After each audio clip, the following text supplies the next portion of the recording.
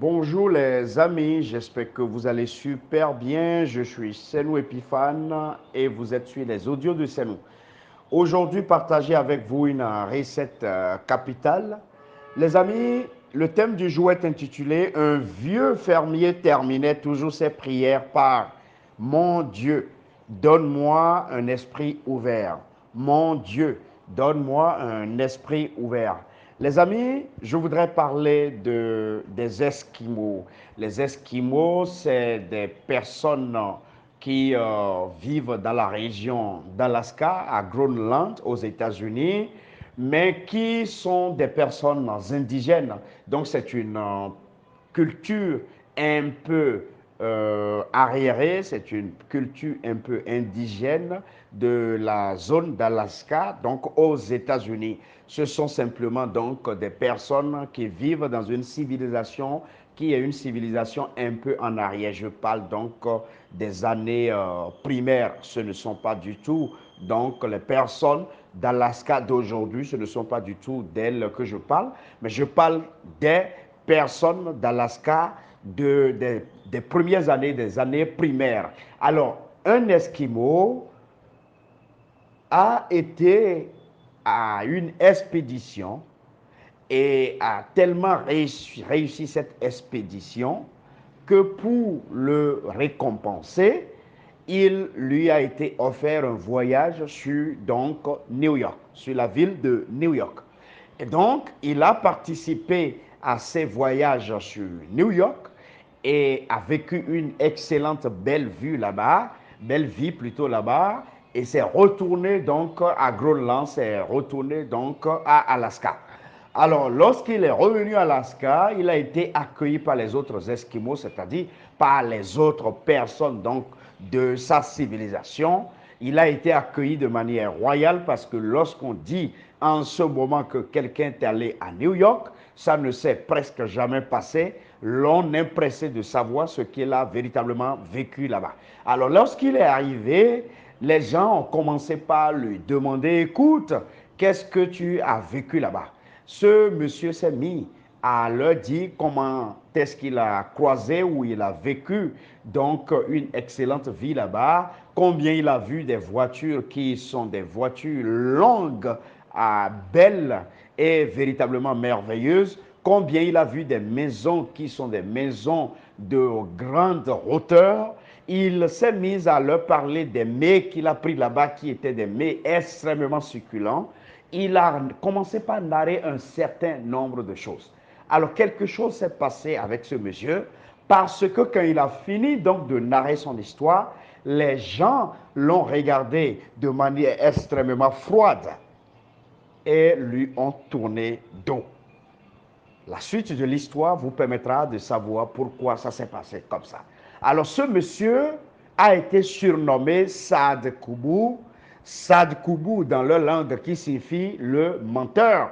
Et donc il a été traité de menteur tout au long de sa vie et avant même sa mort, son vrai nom a été donc oublié et il a été enterré comme donc un Sadkubu, un menteur, et il a été d'ailleurs écrit sur sa tombe Sadkubu, le menteur. Et donc, un autre Esquimau a eu cette même opportunité de voyager toujours sur donc, New York, et il est revenu, et exactement comme ça s'est passé avec l'autre, les populations se sont mises ensemble pour l'accueillir et ont commencé par lui demander, écoute, explique-nous ce que tu as vécu.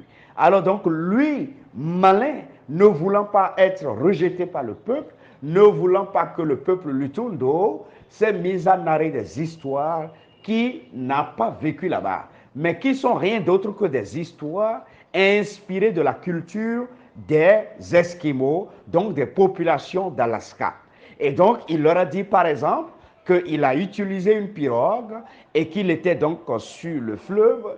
Il avait vu des canards et avec ces canards, il s'est beaucoup amusé. Il avait vu beaucoup d'autres Esquimaux qui étaient très heureux et ils ont été donc dans la ferme. Ils ont attrapé par exemple donc des animaux qu'ils ont tués par eux-mêmes et qu'ils ont dû manger en utilisant par exemple donc des condiments qu'ils ont donc cherchés dans la ferme sur place. Et donc le peuple a commencé par acclamer pour ce second Esquimau. Le peuple l'a tellement acclamé qu'ils l'ont soulevé, qu'ils l'ont aimé, qu'ils l'ont surnommé comme le meilleur, le sage. Et donc, cet Esquimau a été félicité, a été honoré et a été bombardé comme le roi. Et donc, il est resté roi jusqu'à mourir. Alors, pourquoi il a fait comme ça? Parce que justement, il ne veut pas mourir comme un menteur. Il ne veut pas mourir comme une personne rejetée par sa communauté. Alors, l'histoire de cet enseignement que je veux donner veut dire simplement ceci. Les gens, depuis le cocon familial, ont été conditionnés par leur société à ne voir que les choses sous une forme donnée, à ne dire les choses que sous une forme donnée, parce que depuis le cocon familial, l'on nous interdit de faire ci et l'on nous autorise de faire ça. L'on a vécu avec des parents, l'on a vécu dans une société où il y a des choses qu'on nous a démontrées que ce sont ces choses qu'on fait et il y a des choses qu'on nous a dit, ces choses, l'on ne les fait jamais.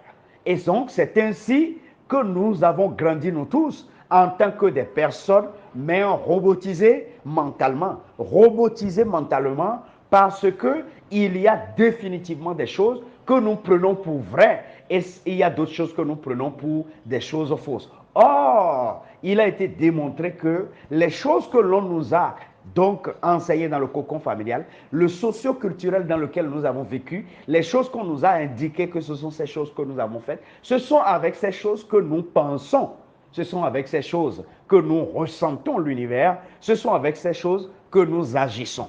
Et ça fait que lorsque vous observez notre socio-culturel, les gens agissent de manière mécanique, instantanée, et ne se permettent plus de remettre les choses en cause, ne se permettent plus donc de réfléchir. Raison pour raison, lorsque vous êtes une personne et que vous voulez prodiguer le changement, vous voulez prôner le changement, vous voulez inventer quelque chose, lorsque vous venez avec une nouvelle manière de réfléchir, une nouvelle manière de faire, lorsque vous amenez une affaire et que cette affaire n'est pas compatible avec la culture, donc du milieu dans lequel vous êtes, lorsque vous menez une philosophie de vie qui n'est pas compatible avec la philosophie de vie des personnes qui sont autour de vous, alors vous serez traité comme donc un menteur, vous serez traité comme un fou. Et justement, vous allez finir par être isolé et écarté de la société. Et donc, si vous aimez que les gens vous accueillent, vous bombardent comme le roi, vous êtes obligé donc de vous conformer. Raison pour raison, vous devez savoir que nous sommes dans une société qui a de l'indignation pour la vérité. Nous sommes dans une société qui a de l'indignation pour le changement. Nous sommes dans une société qui réfléchit en se disant simplement « je ne veux pas le changement ». Alors, toute personne qui sera donc un produit pur de cette société, cette personne est conditionnée à l'avance à être un résultat qui ne sera jamais supérieur au résultat de ce que la société a tout le temps produit. Et seules les personnes qui auront le courage, comme ce premier Esquimau, de raconter la vraie vérité, ce sont ces personnes qui auront l'opportunité de changer la société et de devenir véritablement des personnes qui ont complètement évolué et qui ont apporté quelque chose. Si vous repartez à l'histoire d'Albert Einstein, vous allez apprendre que Albert Einstein a été toujours réfractaire à ses enseignements lorsqu'il venait au cours, parce qu'il voyait que tout ce que les enseignants leur donnaient n'avait rien donc qui était utile par rapport donc, aux problèmes que les gens vivaient. Et Albert Einstein a été toujours celui-là qui se concentrait sur comment est-ce qu'il allait trouver la formule par rapport à la loi de la relativité pendant qu'il était étudiant, en plein cours et en pleine salle, pendant que les enseignants étaient occupés à raconter des conneries de l'école que nous tous nous connaissons. Ça fait que Albert Einstein a été traité de tous les noms. D'ailleurs, il a été traité de fou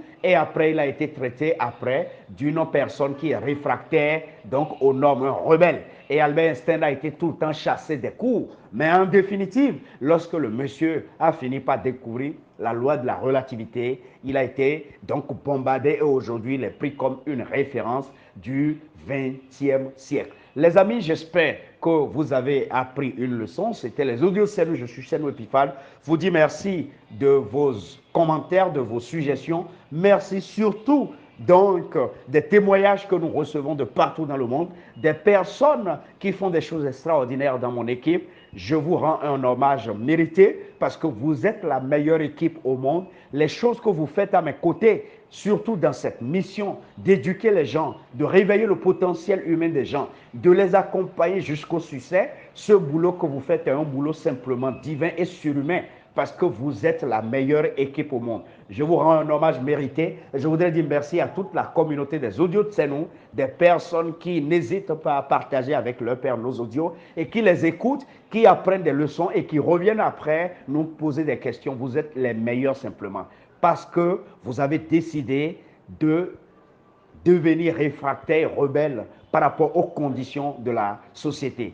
Pour finir, je voudrais vous dire que si vous voulez devenir riche, si vous voulez devenir libre et vous voulez devenir heureux et que vous voulez faire véritablement les choses pour lesquelles Dieu vous a envoyé sur cette terre, vous devez devenir un Esquimau qui revient et qui raconte le changement et non qui ment à son peuple et qui leur dit les choses qu'ils ont envie d'entendre parce que simplement il veut avoir l'onction de ce peuple. Les amis, passez une excellente journée. Bye bye.